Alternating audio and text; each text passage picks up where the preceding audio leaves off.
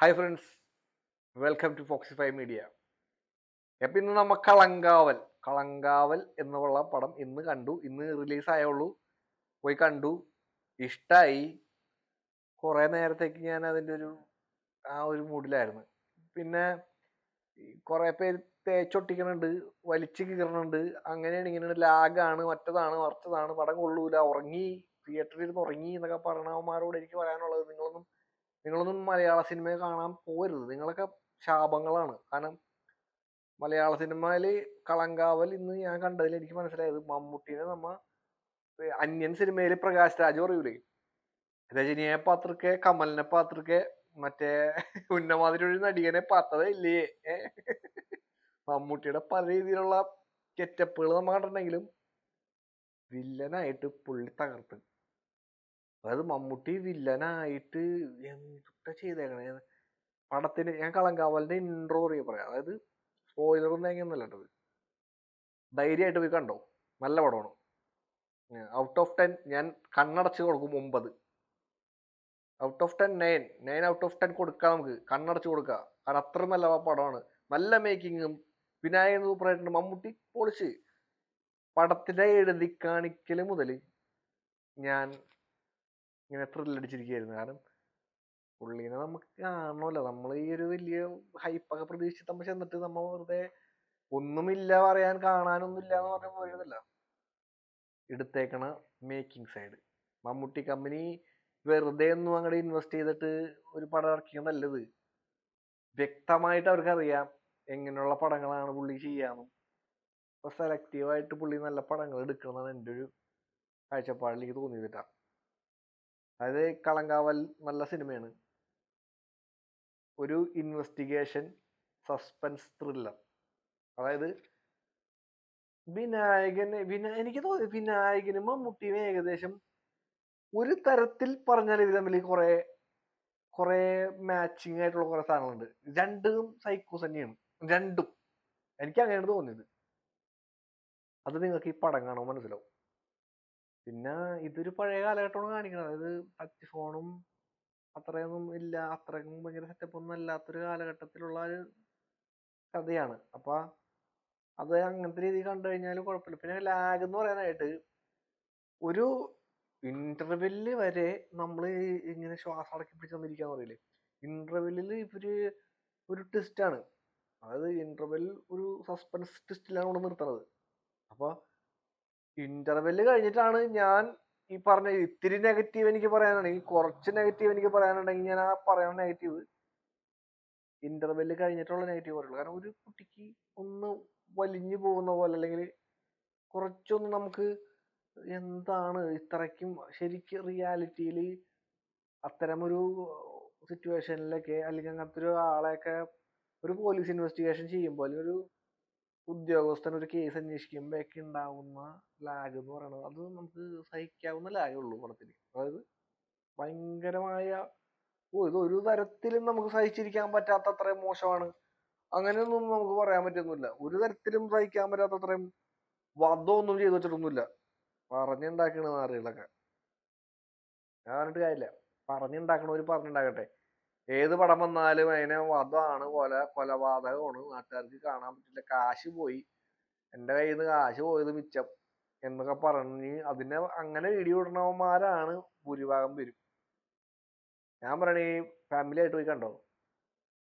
Family ആയിട്ട് പോയി കണ്ടോന്ന് പറഞ്ഞു കഴിഞ്ഞാൽ അതിനകത്ത് അത്ര ഭീകരമായിട്ടുള്ള ദൃശ്യങ്ങളോ അങ്ങനെ വലിയ ഹോണ്ടിങ് സാധനങ്ങളൊന്നുമില്ല.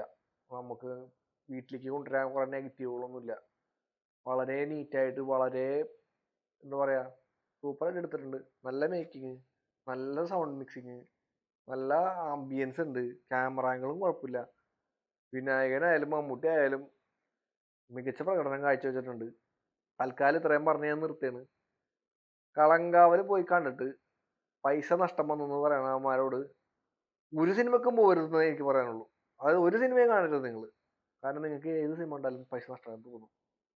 കാരണം അത്രയും അങ്ങനെ അത്രയും മനോഭാവമുള്ളവന്മാർക്ക് മാത്രമേ ഇതൊക്കെ വധമായിട്ടൊക്കെ തോന്നുള്ളൂ. അതായത് ഇത്രയും ഒരു 2 മണിക്കൂറേ ഉള്ളൂ ആകപ്പെடும். 2 മണിക്കൂറും കൂടിപ്പോ ഒരു 10 മിനിറ്റ് ഉണ്ടാവും. 2:10 2.25 മണിക്കൂർ കൂട്ടിക്കോ, ഇത്രേ ഉള്ളൂ. അത് നോർമലാണ്. അത് അത്ര വലിയ സഹിക്കാവുന്ന ഒരു ഇതേ ഉള്ളൂ. അതായത് ആ പടത്തിന്റെ ആ മൂഡിൽ അങ്ങനെ ഇരിക്കുകയാണെങ്കിൽ അതറിയാതെ നമ്മൾ ആ പടത്തിന്റെ ആ ഒഴുക്കിൽ അങ്ങനെ അങ്ങനെ പോകും. നമ്മൾക്ക് പടം തുടങ്ങിയ ഇന്റർവ്യൂ പറഞ്ഞിട്ട് കാര്യമില്ല. റീൽസ് തോണ്ടിരിക്കണ 2K കിഡ്സിന് ക്ഷമിക്കാനും സഹിക്കാനും കുറച്ച് പറ്റൂല. അവര് ഹൈ ഹൈ സ്പീഡിന്റെ കാലഘട്ടമാണല്ലോ. അപ്പൊ ഇത്ര സെക്കൻഡ്സ് കഴിഞ്ഞ് കഴിഞ്ഞാൽ പിന്നെ ഇത് തോണ്ടൽ ഇങ്ങനെ തുടങ്ങുമല്ലോ. ഈ റീൽസ് തോണ്ടണം കണ്ടിട്ടില്ലേ? അത് ഇത്ര സെക്കൻഡ് അവർക്ക് ടൈമിംഗ് ഉള്ളു. അടുത്ത അവരെ പിടിച്ച് 2-2.5 മണിക്കൂർ തിയേറ്ററിൽ ഇരുത്താൻ ഇപ്പൊ എനിക്ക് തോന്നാനില്ല ഇങ്ങനെ ഒരു പടം കൊണ്ടുവന്നാലൊന്നും പറ്റൂന്ന്. അപ്പൊ അവരോട് എനിക്കൊന്നും പറയാനില്ല. എന്റെ പേഴ്സണൽ അഭിപ്രായം കളങ്കാവൽ മസ്റ്റ് വാച്ച് മൂവിയാണ്. വിചാരിച്ചതുപോലെ തന്നെ മമ്മൂട്ടി കമ്പനിയും നമ്മളെ നിരാശപ്പെടുത്തിയിട്ടില്ല. ഇത് പറഞ്ഞതിനകത്ത് വേറൊരു കാര്യം കൂടി കേട്ടാ. വിനായകൻ ഒരു ചില്ലറ റോളല്ല ചെയ്തേക്കണത്. അതായത് മമ്മൂട്ടിയുടെ ഒപ്പം പിടിച്ചു നിൽക്കാൻ വേണ്ടിയിട്ട് വിനായകൻ ചെയ്തേക്കണ കുറെ സംഭവങ്ങള്, വിനായകന്റെ ആറ്റിറ്റ്യൂഡ്, വിനായകൻ ഒരു പോലീസുകാരനായിട്ട് എങ്ങനെയാണോ, അതായത് അവന്റെ മാക്സിമം പൊട്ടൻഷ്യൽ അവൻ എടുത്തിട്ടുണ്ട്. അപ്പോ മമ്മൂട്ടിയും വിനായകനും നമുക്ക് ഇവർ രണ്ടും കട്ടയ്ക്ക് നിൽക്കുന്നതായിട്ടാണ് സിനിമയിൽ കാണാൻ പറ്റുള്ളൂ. അതായത് ഒപ്പത്തിനൊപ്പം ഒരാളുടെ മുകളിലേക്കോ ഒരാളുടെ താഴേക്കോ പോകില്ല. അത് പുള്ളീനെ പറയണ ഒരു നത്ത് എന്നാണ് പുള്ളിയുടെ ഇരട്ടപ്പേര് വിനായകന്റെ. ആ ആദ്യം എഴുതി കാണിക്കുമ്പോ ആ ടൈറ്റിൽ കാണിക്കുന്നുണ്ടല്ലോ, ആ ടൈറ്റിൽ കാണിക്കുമ്പോ മുതല് ലാസ്റ്റ് വിനായകൻ പറയുന്ന ഡയലോഗ് അടക്കം, അതായത് നത്തെന്ന് ചുമ്മാ വിളിക്കണതല്ല എന്നുള്ളത് അത് ഈ പടം കാണും ക്ലൈമാക്സ് കാണുമ്പോൾ മനസ്സിലാവും. നത്തെന്ന് വിനായകനെ ചുമ്മാ വിളിക്കണല്ലേ ഈ സിനിമയിൽ. അപ്പൊ പുള്ളിയുടെ ഒരു ഡയലോഗും ഉണ്ട്, അത് മാസ് ഡയലോഗാണ്. ഞാൻ കണ്ടതിൽ ഇന്നൊരു സമാധാനം കിട്ടാ. അപ്പൊ സാധാരണ തിയേറ്ററിൽ കയറി കഴിയുമ്പോ ഈ കൂക്കുവിളിയും പരിപാടികളൊക്കെ സാധാരണ പ്രതീക്ഷിച്ചിട്ടാണ് ഞാൻ ഇന്നും പോയത്. പക്ഷെ ഇന്ന് ഭയങ്കര സൈലന്റ് ആയിരുന്നു. അതായത് പടം തുടങ്ങി ഇന്റർവെല്ല് വരെ തിയേറ്ററിൽ ഒച്ചനക്ക് ഒന്നുമില്ല. ആകെ ഒരു തവണ കൈയടിച്ചത് ഫസ്റ്റ് മമ്മൂട്ടി ഒരു ക്രൈം ചെയ്യുന്ന സാധനം കാണിക്കുന്നുണ്ട്, അപ്പൊ ഒന്ന് കൈയടിച്ചു ആരൊക്കെയോ. അതും അധികപ്പെടുത്ത ആൾക്കാരൊന്നും ഉണ്ടായില്ല, കുറച്ചു പേര്. പിന്നെ കൈയടി തിയേറ്ററിൽ വന്നത് അത് ലാസ്റ്റ് വിനായകന്റെ സീനില്ല. അപ്പോ അപ്പൊ തന്നെ മനസ്സിലായിട്ടുണ്ടാവല്ലോ തിയേറ്ററിലെ ആവശ്യത്തിന് ക്രൗഡായിരുന്നു. എന്നാ ഒരു കൂക്കുവിളിയോ ഒന്നുമില്ലാതെ എല്ലാവരും ശ്വാസം അടക്കി പിടിച്ചിരുന്ന് കണ്ടു എന്നുള്ളതാണ് പരമാർത്ഥം. അങ്ങനെയാണ് ഈ പടം മേക്ക് ചെയ്ത് വെച്ചേക്കണത്. അതായത് ഈ പടത്തിനെ കുറിച്ചിട്ട് ഇവർക്ക് വ്യക്തമായ ഒരു ധാരണ ഉണ്ടായിരുന്നു എന്നുള്ളത് വ്യക്തമാണ് നമുക്ക്. ഏത് ഞാൻ പറഞ്ഞതിൽ വലിയ വ്യക്തത ഉണ്ടാ? എന്തായാലും അതായത് മമ്മൂട്ടി കമ്പനി ഈ പടം ഇറക്കിയത് അവരുദ്ദേശിച്ച ആ ഒരു ഔട്ട്പുട്ട് അവർക്കത് കിട്ടി. നമ്മൾ അത് നിരാശപ്പെടേണ്ടി വരില്ല. തിയേറ്ററിൽ പോയി കാണുന്ന 200 രൂപ 250 രൂപ കൊടുത്ത് ടിക്കറ്റ് എടുത്ത് സിനിമ കാണുകയാണെങ്കിൽ അവൻ നിരാശപ്പെടേണ്ടി വരില്ല. കാരണം അതിനുള്ള പടമുണ്ട്.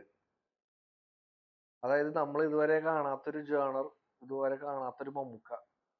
എന്റെ മമ്മൂക്ക നിങ്ങള് ലെജൻഡ് എന്ന് പറഞ്ഞ ലെജൻഡ് തന്നെയാണ്. അതിനിപ്പോ നമ്മ ഒന്നും പറയാനില്ലേ, മമ്മൂട്ടിനെ ഒന്നും പറയാനില്ല. ഇപ്പോഴും പുള്ളി മെഗാസ്റ്റാറായി നിൽക്കുന്നതിന്റെ കാരണവും ഇതൊക്കെ തന്നെയാണ്. വിനായകൻ നന്നായിട്ട് വിനായകന്റെ റോള് ഭംഗിയായിട്ട് ചെയ്ത്, ഇനി ആ വിനായകനും ഈ പറഞ്ഞതുപോലെ നല്ല ഇതുപോലുള്ള ക്യാരക്ടേഴ്സ് റോളുകൾ വരും. ഇങ്ങനത്തെ നല്ല പക്വതയുള്ള റോളുകളെ പുള്ളി എപ്പോഴും കൃഷ്ണ എന്ന് പറഞ്ഞ സാധനം അതിനേക്കാളും വിട്ടിട്ട് ഒരു പവർഫുൾ മാൻ. മമ്മൂട്ടിയുടെ ഒപ്പം നമ്മൾ തോളോട് തോൾ ചേർന്ന് നിൽക്കാന്ന് പറയുമ്പോൾ അത്രയും പവർഫുൾ ആവണമല്ലോ. പുള്ളിനെ കൊണ്ട് പറ്റിയെന്നുള്ളതാണ്. പുള്ളി അത് വിജയിച്ചു. സോ വിനായകൻ എന്റെ വലിയൊരു കയ്യടി, വെരി വെൽ ഡൺ. ഇനി എല്ലാരും പോയി പടം കണ്ടിട്ട് നിങ്ങളുടെ അഭിപ്രായങ്ങൾ നിങ്ങൾ കണ്ടിട്ട് ഈ അഭിപ്രായങ്ങൾ എന്താന്നുള്ളത് എന്നെ എങ്ങനെ ഇത് വീഡിയോയിൽ ഇതുപോലെ കാണുകയാണെങ്കിൽ സബ്സ്ക്രൈബ് ചെയ്തിട്ടോ. അപ്പൊ അടിയിൽ കമന്റ് ഇടാൻ പറ്റും നിങ്ങൾക്ക്. അപ്പൊ പടം കണ്ടിട്ട് വന്നിട്ട് നിങ്ങൾ അഭിപ്രായങ്ങൾ പറയും. Okay, bye bye, see U.